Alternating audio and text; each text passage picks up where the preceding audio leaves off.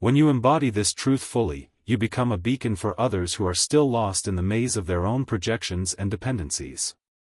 Without preaching or teaching, simply by being authentically yourself, you give others permission to do the same. Your freedom from the need for approval becomes an invitation for their own liberation. Your peace in solitude demonstrates that completion need not come from union with another. This, then, is the ultimate paradox and the ultimate freedom. In needing no one, you become truly available to everyone.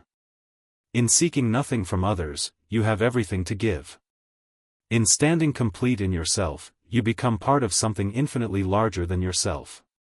You are no longer a fragment seeking wholeness in another fragment, but a whole being recognizing the wholeness that connects all beings. Rise up, then, in this understanding. Walk forward not as one who needs, but as one who is. Love not from emptiness, but from fullness. Relate not from desperation, but from choice. And in doing so, transform not only your own existence, but the very fabric of human relationship itself. For when enough of us learn to stand complete in ourselves, we will create a world where connection is celebration rather than compensation, where relationship is joy rather than necessity, where love is freedom rather than bondage. This is your birthright. This is your calling. This is your path home to yourself. But perhaps most revolutionary is what happens to your creative expression when you no longer need anyone. The artist who creates for applause produces different work than the artist who creates from inner necessity. The writer who seeks validation writes different stories than the writer who must write to stay true to their soul's calling. When you need no one's approval, your authentic voice emerges, raw, honest, uncompromising. You stop editing yourself to fit others' expectations and start expressing the unique note that only you can sound in the grand symphony of existence. This understanding also liberates you from the tyranny of comparison. How can you feel inferior to another when you recognize that you both draw from the same source? How can you feel superior when you understand that every human carries the same archetypal depths? Competition transforms into collaboration, envy into inspiration, judgment into curiosity. You see others not as threats to your success or sources of your completion, but as fellow travelers on the path of becoming. The fear of abandonment that drives so much neurotic behavior begins to heal when you realize that the only abandonment that truly matters is self-abandonment. Others may leave, and they will, but your relationship with yourself is eternal. Others may disappoint you, and they will, but your capacity for self-compassion can remain unshakable. Others may betray you, and they will, but your commitment to your own growth and truth can be unwavering.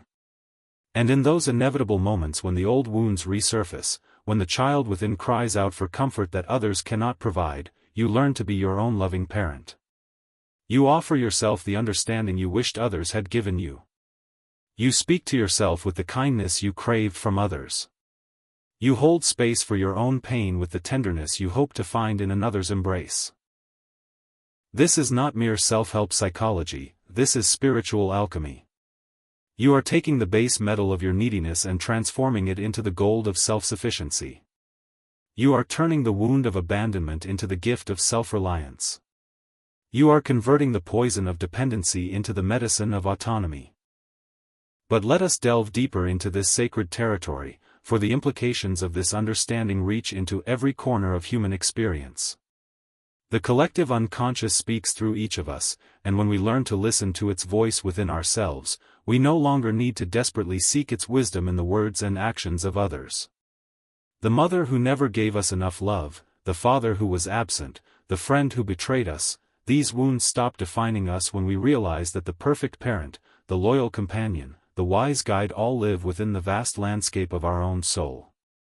This is not about becoming emotionally numb or retreating from human connection.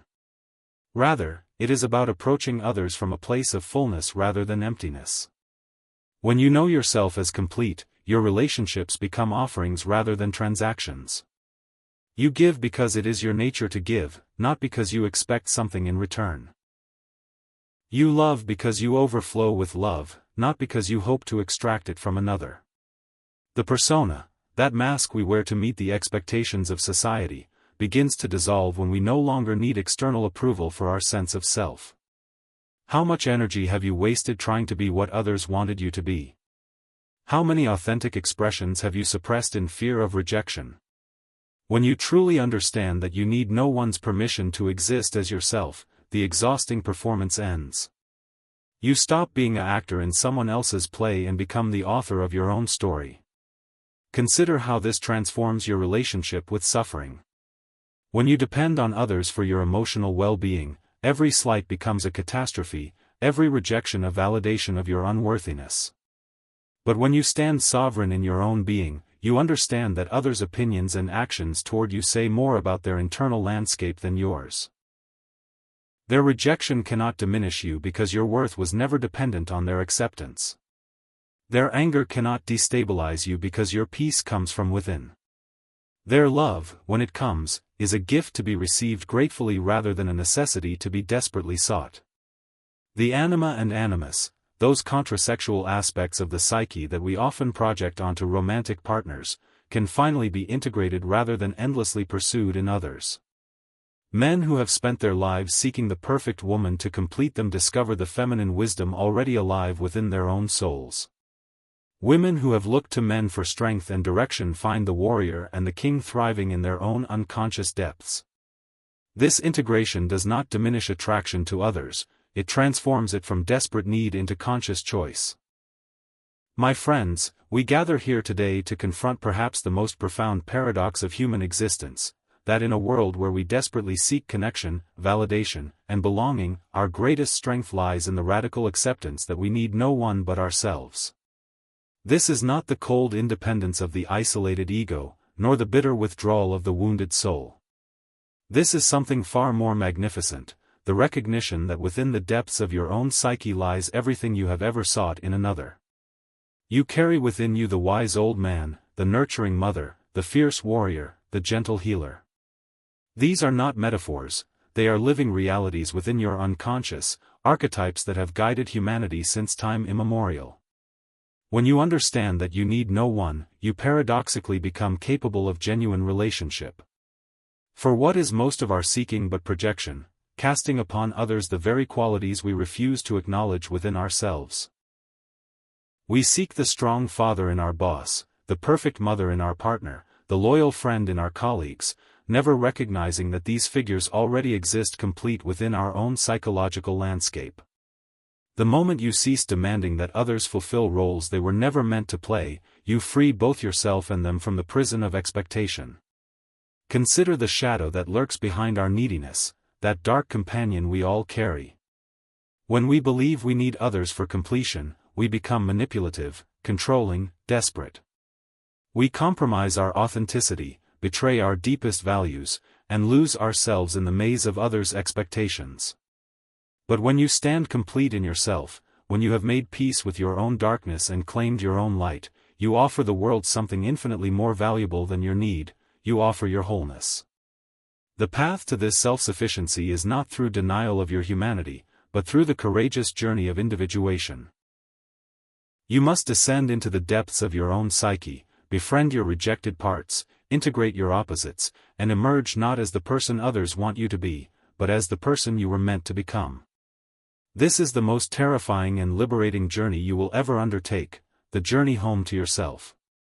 And here lies the ultimate truth: when you no longer need anyone, you discover that you are connected to everyone. When you stop seeking yourself in others, you find yourself everywhere. The neurotic dependency that once chained you to others transforms into a genuine love that flows freely because it expects nothing in return. You become like the sun, not because others require your light, but because shining is your nature. This is not loneliness, this is the deepest form of belonging, belonging to yourself, to life, to the eternal mystery that birthed you into being. Stand in this truth, and watch as the world transforms around you.